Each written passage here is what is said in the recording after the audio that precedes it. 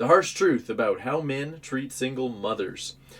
This is a very important topic. In 2025, it keeps coming up more and more. Men treating single mothers very, very poorly, vilifying single mothers, treating them kind of like the scum of the earth, like they have done the most horrible thing in the world. And so they direct a lot of criticism and anger towards any woman who happens to be a single mother. And while there is usually at least some truth to what they say, what they are giving a woman or women who are single mothers is coming from a wound. And it's very important for women to understand what is going on, why men are having this reaction, and avoid the kind of men that are responding in this way and unable to deal with their triggers. So that's what we're going to be talking about today. Hello, my name is Zach Rohde, and I am here to lead you into creating the relationship of your dreams using what I call feminine energy and feminine communication to inspire a man to cherish you. If you have not yet subscribed to my channel, make sure you hit that subscription button below, hit the notification bell, and be sure to like this video because I am going to make sure that it is a good one for you today. And if you would like to learn how to inspire a man to cherish you, then go below this video, open up the description. You're going to see all the links to my offers, and a great place to start is my free webinar at zachrohdecoaching.com. Okay, so the reason that I am doing this this specific video today, is because I have seen not one, but two examples in the last week of men getting quite critical at women who are basically communicating that they're single in some way and that their man or their baby daddy is not in the picture anymore. And this has happened in my free group, my free polarity group on Facebook, which, by the way, it's one of my offers below this video. So if you're not in it yet, check that out. But these two men were quite critical of these two totally separate women, totally different posts. And they were leading, sort of, right? Just not in the way that I teach a man to lead a woman. They were leading these women with these questions and judgments and direction, but from a triggered place, from a wounded place. You know, one of the starting questions, I think, for both of them is, like, where is the father?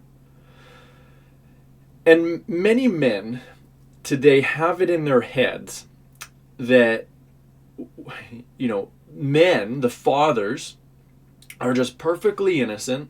You know, they're just minding their own business. They're hardworking. They're trying to provide for the family. They're trying to keep things together. And women are just awful creatures who have no sense of responsibility and, you know, are trying to climb up the hierarchy of men, you know, find a better man, and zero loyalty whatsoever. And they leave these men because they just have no sense of responsibility, right? It's like, yeah, whatever, it doesn't matter. You know, I'm going to be a totally irresponsible mother. Where is this belief coming from, first of all? Two main places. So one is many men have experienced a mother who has done something like this, right? Their own mother was like this and left the father and may have, made it difficult or impossible for the father to see their child. This happens. Okay, this is a real thing. It actually happens, let's say, like, relatively frequently. There are a lot of, let's call them, awful women out there. Women who truly are irresponsible, who are not really considering the child, who are not looking at themselves in how they are creating these problems in their relationship, and they end up hurting themselves, they end up hurting the man, they end up hurting the child or the children that are involved. So they may have personally experienced this, and that's going to cause a lot of wounding for them.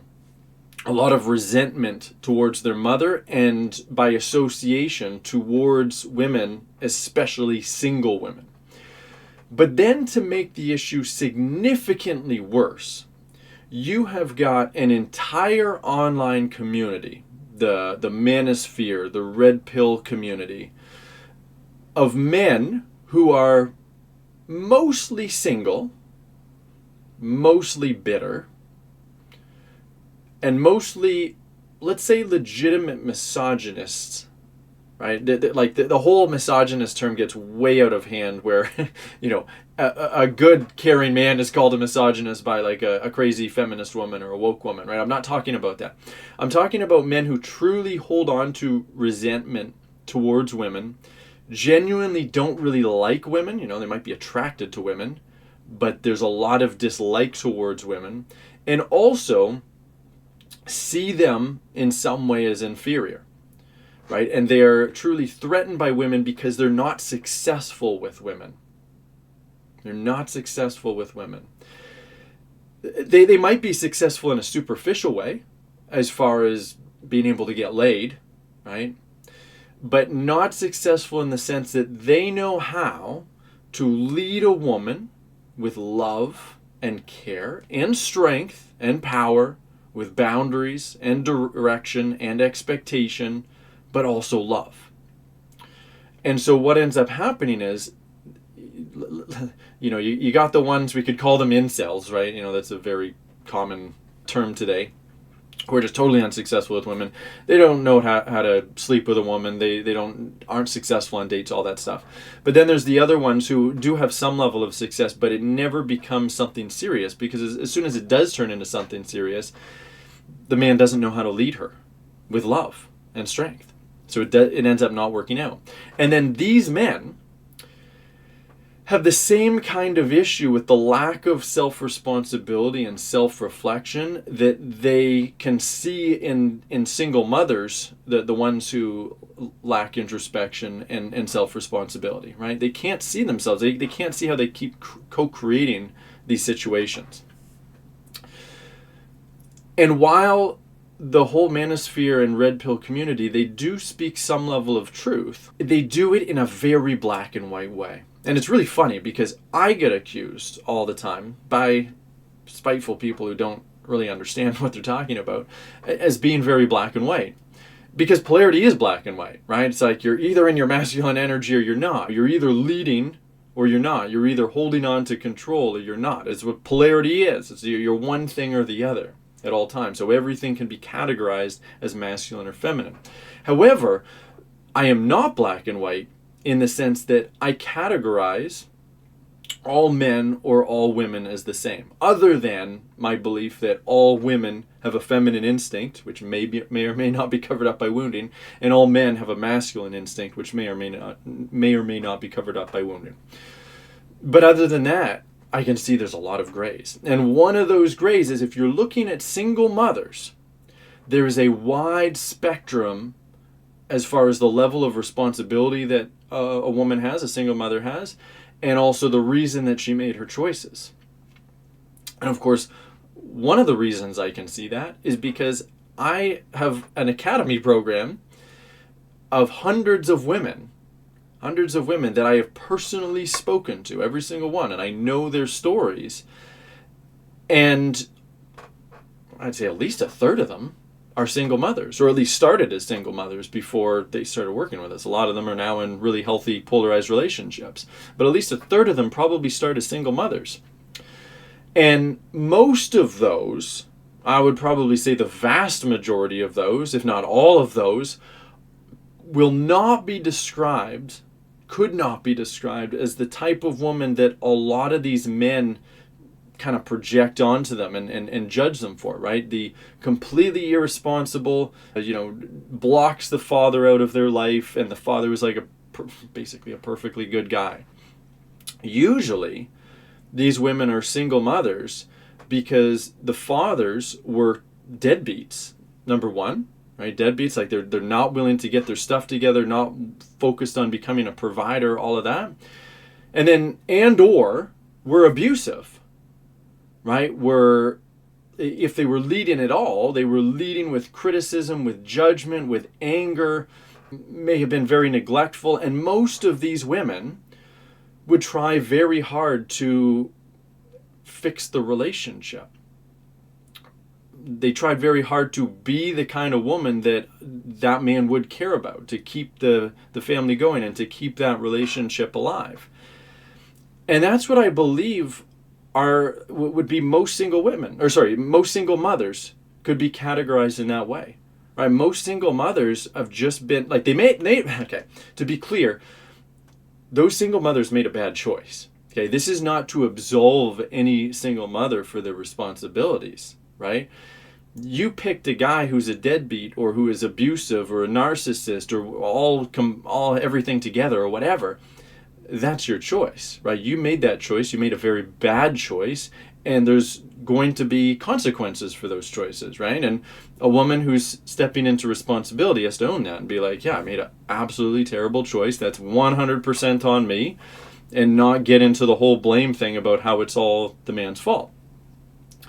So yes, the woman has responsibility in that, but then at the same time, you got to look at the whole picture. Like, how did that happen to begin with? Usually because these women came from horrible childhoods, right, where the father was not in the picture, or he was abusive himself, or the mother was a narcissist. And typically the commonality is they didn't lead the child, who is now the single mother, with love and care. She didn't have space to express her feelings and her needs. And so she wasn't in her self-worth, and she didn't have that safety and that loving attachment. And so she went on to carry on those patterns in adulthood, picked the wrong guy, created a dysfunctional relationship, and now here we are. Most of those women, at least the ones that come into my reality, right, the ones that work with me or the ones that I know who follow me on Facebook or YouTube or whatever, tend to be much more responsible and see themselves fully. But then they come across these men who have a very different perception of them. And instead of trying to understand them, instead of trying to love them and care for them and lead them with that love and care, they just go into judgment. Where's the father? Why don't you let the father into the kid's life? Why is he not in the picture? Why did you break up with him? Right? And this very judgmental energy that they're penetrating that woman with, right? And that's not loving care, right? That's not what I teach men to do. That's not how our academy program teaches men to lead a woman with love. A man does need to be strong. He does need to give a woman judgments, like speak his truth. But another big part of that is trying to genuinely understand her and genuinely try to help her. And this is where so many men go wrong, because I give judgments, right? There's such thing as healthy judgments. If one of those judgments, actually I've given a whole bunch on this video, but one is talking about a woman's responsibility and how they've made bad choices to get to the point where they're single mothers. But when I'm giving those judgments, I'm doing that out of love, right? I'm doing that because I genuinely care about women, because I genuinely love women, not just my wife, not just my mother, but all women. I'm not going to associate myself with women who are choosing to be irresponsible or disrespectful just because I love myself more. But I genuinely want every woman to get what they need out of life and out of their relationship. And the only way that they're going to get there, the only way that I'm going to influence those women to get there, is by leading them with love. By trying to genuinely help them and not project my own wounding, my own resentment, which I don't have towards women, onto them. So for women who are in this kind of situation, who've experienced this before, it's very important to stay in your feminine energy and use feminine communication. Because the unfortunate reality that we live in today is that most men who are kind of like waking up to the way that the world works in some way, like they're still asleep spiritually in many other ways, but they're at least starting to wake up, they tend to gravitate towards the red pill manosphere online forums, right? So they have some idea about this, and some get very stuck in it. Some kind of get influenced by it to some degree, and there's a wide range. Like me, for example, I was stuck in that community, online communities, because there's many of them, for a decade. I didn't build any resentment towards women, but I became a pickup artist. I just became a man whore, basically using women for my own gratification instead of growing up, instead of learning how to lead a woman and genuinely care for her, as I do now, right? I'm married, but it took me about a decade where I was stuck in that. And so many men are stuck there, and many men that you may be dating are influenced by those communities. That doesn't mean they're necessarily lost causes, but you do need to be aware of some of the preconceived beliefs they have, especially if you happen to be a single mother. They may be holding on to certain judgments, and those judgments will eventually come out sooner or later. And what matters most, it's not, you're not looking for a man who's never going to be making judgments or who has a perfect perception of the reality and of women and all of that. Your job is to remain in your feminine and express what is coming up for you. Because if you go into arguing, right, if you go into my energy, what I'm doing on this video, and start teaching your truth, it's like, no, single mothers are not like that, like that's not what I did, blah, blah, blah. You've now stepped really into your masculine energy, and a man's not going to really listen because he has his fixed beliefs, and that's not how a man really changes his mind, by a woman arguing or trying to prove something to the man, explain why he's wrong. A man's ego is safeguarded from that with his masculine instinct. So he will argue back, he will kind of withdraw, he certainly won't be attracted to it. But what you can do is you can communicate what you're feeling, and you can ask for help with what you're feeling. You can share those feelings vulnerably. And you can share what the problem is that you are experiencing as a man is communicating some kind of judgment that doesn't really feel good for you. And then you see his response. And that's how you're going to be able to gauge a man's level of receptivity and self-responsibility and self-reflection. Because some men will hear your feelings, lead the conversation, try to understand you and be like, oh wow, I didn't realize that. I guess my judgments were way off. Thank you for sharing that. And then other men will hold on to their judgments and maybe criticize you for feeling a certain way and for vulnerably sharing and for asking for help. And then this man is basically a lost cause. This guy has to get hurt a bunch more times before he ever wakes up, and is not going to be with me. Because I don't want to, you don't want to subject yourself to that negativity and lack of responsibility. So by you just being vulnerable, by you just staying in your feminine and using what I call feminine communication, you will see what kind of man you're dealing with and see if he's the kind of man that you could see a future with. The kind of man that you could actually be safe with. Because even if he's not 100% accurate about how the world works, and none of us are, he's at least willing to care about your feelings and try to genuinely understand you and self-reflect. That's the kind of man that you need. You don't need a perfect man who understands everything perfectly. You need a man who's capable of listening, learning, and leading. With love. Those are 4 L's. 4 L's I just made up right now. So loving. Leading, loving, listening. What was that other one? I forget it. That's the kind of man who's going to be able to make you happy. So if you're interested in learning more about communicating in this way, using feminine communication, letting go of control, opening up your heart, and inspiring a man into taking care of you, be sure, once again, to go below this video, open up the description. You're going to see all my links to all of my different offers. A really great place to start, other than that webinar that I told you about, is to join our masterclass. PolarityMasterclass.com. We always have one that's upcoming, and what we'll be talking about is showing you how to use feminine communication. Not just talking about it, not just teaching it to you, but also role-playing it for you, showing you what it looks like, so you can feel the energy, so you can feel the intonation, so that you can see the dynamic, and it'll be so much easier for you to start applying this communication into your love life immediately, whether you're single or in a relationship. So I'll leave that to you. Below this video, open up my offers and get started learning. That's it for this one.